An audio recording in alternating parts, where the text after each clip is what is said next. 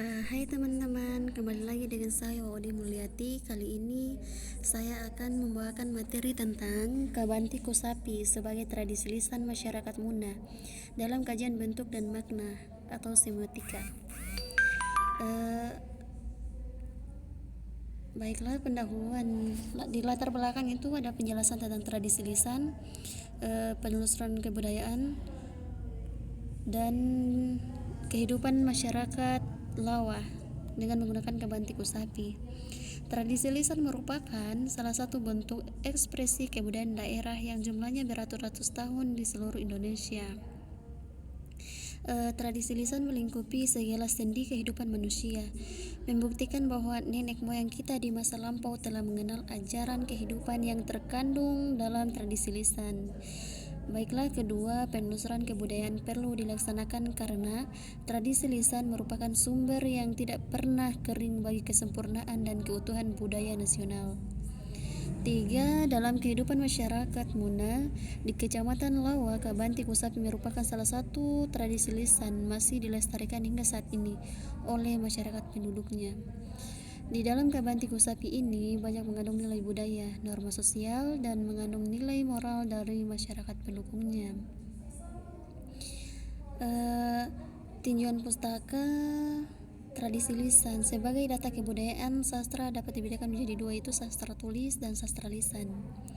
Bentuk-bentuk sastra lisan yaitu bahasa reke sebagai sindiran, logat, bahasa rahasia, dan mantra. Kedua, ungkapan tradisional seperti peribahasa, pepatah, dan seloka. 3. Pertanyaan tradisional seperti teka-teki, wangsalan.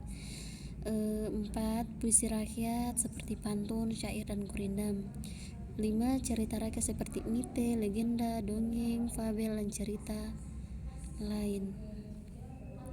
Fungsi sastra lisan di sini adalah kegunaan di dalam masyarakat pemiliknya. Hal ini yang menjadikan sastra lisan diminati dan dipertahankan oleh suatu komunitas masyarakat pemiliknya.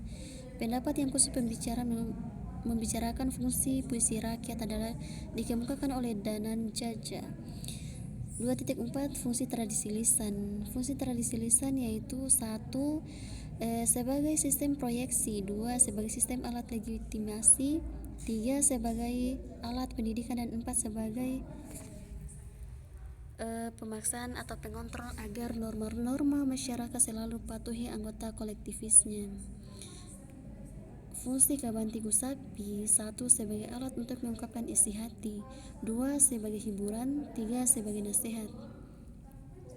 Konsep folklore adalah sebagian dari kebudayaan suatu masyarakat yang tersebar dan diwariskan turun-temurun secara kolektif dan secara tradisional dalam versi yang berbeda, baik dalam bentuk lisan maupun contoh yang disertai gerak, isyarat, atau alat pembantu pengingat.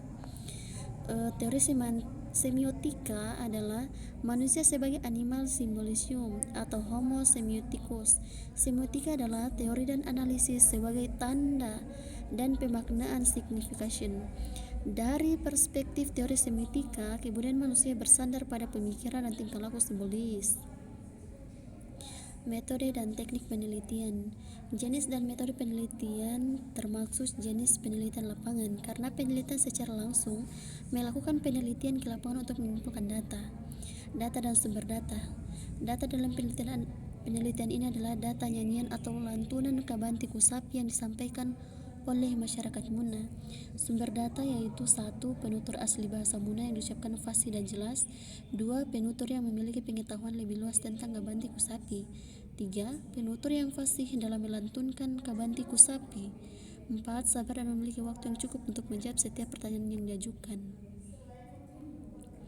Pembahasan analisis bentuk tradisi lisan Kabanti Kosapi masyarakat Muna. Di sini ada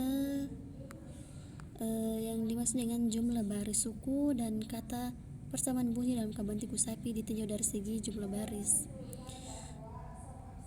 Kesimpulannya yaitu berdasarkan hasil penelitian yang ada, maka penelitian dapat menarik kesimpulan bahwa 1. Kabanti Kosapi merupakan salah satu tradisi lisan kebudayaan masyarakat Muna yang diturunkan secara turun-temurun dari mulut ke mulut. Di dalamnya mengandung nilai-nilai budaya. 2. Dilihat dari segi bentuknya, Kabanti Kosapi yang ada di daerah Muna terdiri atas 1. Analisis data menunjukkan bentuk Kabanti Kosapi pada masyarakat yang meliputi jumlah baris.